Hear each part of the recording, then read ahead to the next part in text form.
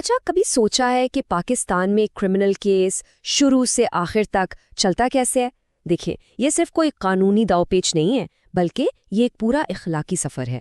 تو آئیے ہم اس سفر کو بالکل شروع سے، یعنی FIR کے پہلے لفظ سے لے کر بالکل آخری فیصلے تک شریعت کی روشنی میں سمجھنے کی کوشش کرتے ہیں۔ دیکھیں، اسلامی نقطۂ نظر سے انصاف کو ایک مقدس امانت سمجھا جاتا ہے۔ اب اس کا مطلب کیا ہے؟ اس کا مطلب یہ ہے کہ سسٹم میں جو بھی شامل ہے، چاہے وہ انویسٹیگیشن آفیسر ہو یا جج، وہ سب ایک امین ہیں، ایک ٹرسٹی ہیں۔ تو کسی بھی سٹیج پر اگر کوئی غفلت ہوتی ہے تو وہ صرف ایک غلطی نہیں رہتی، بلکہ وہ اس امانت میں خیانت بن جاتی ہے، ایسی خیانت جو پورے نظام کی بنیادوں کو ہلا کر رکھ دے۔ تو اب سوال یہ اٹھتا ہے کہ پاکستان کے کرمنل جسٹس سسٹم پر ایک اور نئے، اتنے گہرے انالیسس کی ضرورت ہی کیوں ہے؟ مطلب، کیا اس موضوع پر پہلے سے جو کام موجود ہے وہ کافی نہیں؟ وجہ یہ ہے کہ اب تک جو کام ہوا ہے وہ ایک بکھری ہوئی پزل کی طرح تھا۔ کوئی صرف پولیس کے مسائل پر بات کر رہا ہے تو کوئی عدلیہ کی اصلاحات پر۔ لیکن اس سٹڈی نے کیا کیا ہے؟ اس نے ان سارے بکھرے ہوئے ٹکڑوں کو جوڑ کر پہلی بار ایک مکمل تصویر سامنے رکھی ہے۔ یہ ایک ایسا آڈٹ ہے جو شروع سے آخر تک ہر سٹیج کو ایک ہی شرعیہ فریم ورک کے اندر رکھ کر دیکھتا ہے۔ تو آخر یہ پورا نظام کن بنیادوں پر کھڑا ہے؟ آئیے ان 3 ستونوں یا پلرز کو دیکھتے ہیں جنہوں نے انصاف کے اس پورے ڈھانچے کو سنبھالا ہوا ہے۔ یہ اصل میں ایک مشترکہ ذمہ داری ہے۔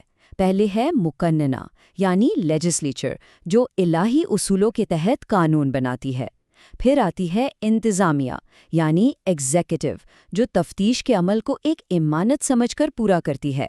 اور آخر میں ہے عدلیہ، یعنی جوڈیشری، جو انصاف کے ساتھ فیصلہ سناتی ہے۔ جب یہ تینوں مل کر کام کرتے ہیں تبھی نظام صحیح سے چلتا ہے۔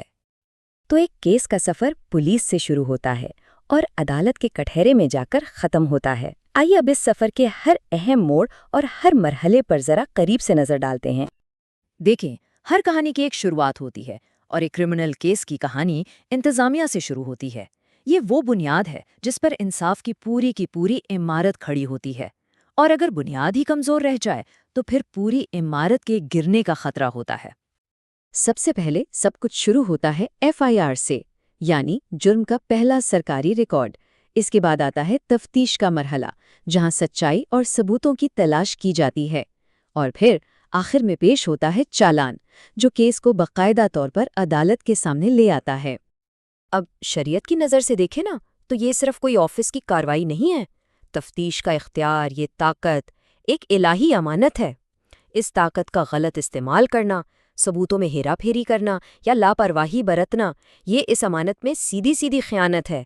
ایک ایسی خیانت جو انصاف کے چشمے کو ہی گندا کر دیتی ہے۔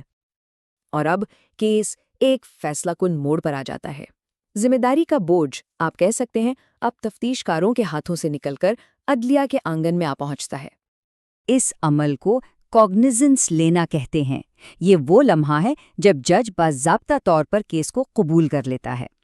اسلامی اصطلاح میں یہ وہ وقت ہے جب قاضی یعنی جج انصاف کا سارا بوجھ اب اپنے کندھوں پر اٹھا لیتا ہے۔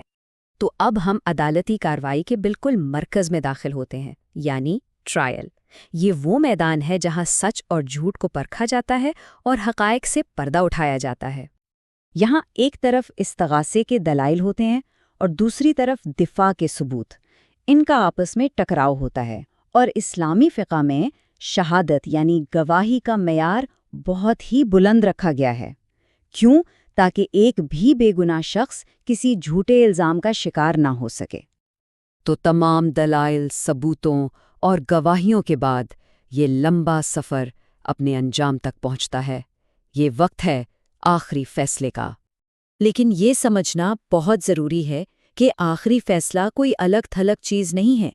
اس کی اخلاقی حیثیت اور اس کا قانونی وزن اس بات پر ڈیپینڈ کرتا ہے کہ اس سے پہلے کے تمام مراحل کتنی دیانتداری سے طے کیے گئے۔ اگر تفتیش میں جھول تھا یا ٹرائل میں انصاف نہیں ہوا تو فیصلہ بھی اپنی ساکھ کھو دیتا ہے۔ تو آخر اس پوری تحقیق کا مقصد کیا تھا؟ اس کے 3 صاف اہداف تھے۔ پہلا، نظام کے ہر قدم کا باریک بینی سے جائزہ لینا۔ دوسرا، ان کمزوریوں کو پکڑنا جو انصاف کے راستے میں رکاوٹ بنتی ہیں۔ اور تیسرا، قرآن و سنت کی روشنی میں اصلاحات کے لیے ایک پریکٹیکل راستہ دکھانا۔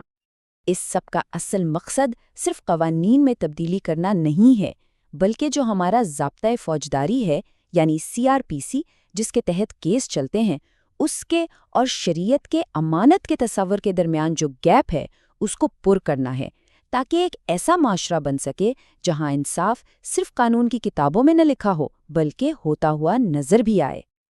اور یہ پوری بحث ہمیں ایک بہت گہرے سوال پر لا کر چھوڑ دیتی ہے۔